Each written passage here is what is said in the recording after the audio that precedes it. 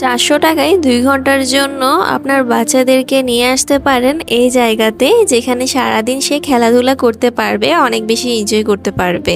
2 ঘন্টা যথেষ্ট এই জায়গাটাতে এনজয় করার জন্য বাচ্চাদের, কারণ তারা আসলে 1-2 ঘন্টার বেশি খেলাধুলা করতে পারবে না, টায়ার্ড হয়ে যাবে। তবে এরিয়াটা অনেক বেশি ছোট, আমার মতে এটা আরেকটু বড় হলেও পারতো।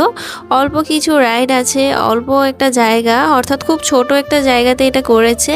আমার কাছে তো খুব ছোট মনে হয়েছে, আরেকটু যদি বড় হতো তাহলে ভালো হতো, বাচ্চারা আরও দৌড়ে দৌড়ে খেলাধুলা করতে পারতো। এরপরেও এখানে ওয়াফিয়া কিন্তু অনেক এনজয় করছিল।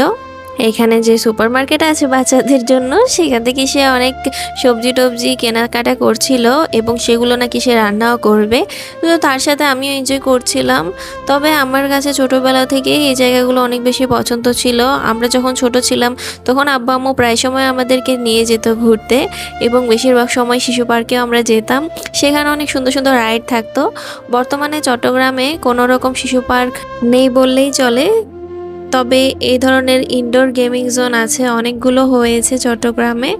তো আমরাও তার মধ্যে অন্যতম একটাতে চলে এসেছি, এটার নাম হচ্ছে ওয়ান্ডারল্যান্ড। এটা জিসির মোড়ে অবস্থিত। তো এখানে আমরা চলে এসেছিলাম, আর প্রায় 1 ঘন্টার চেয়ে একটু বেশি সময়ই ছিলাম। এরপরে ওয়াফিয়া তো আরও থাকতে চেয়েছিল, তবে সে অনেক টায়ার্ড হয়ে গিয়েছিল দৌড়াদৌড়ি করতে করতে। আমরাও বেশিক্ষণ থাকিনি, তার জন্য চলে গিয়েছি বাসায়।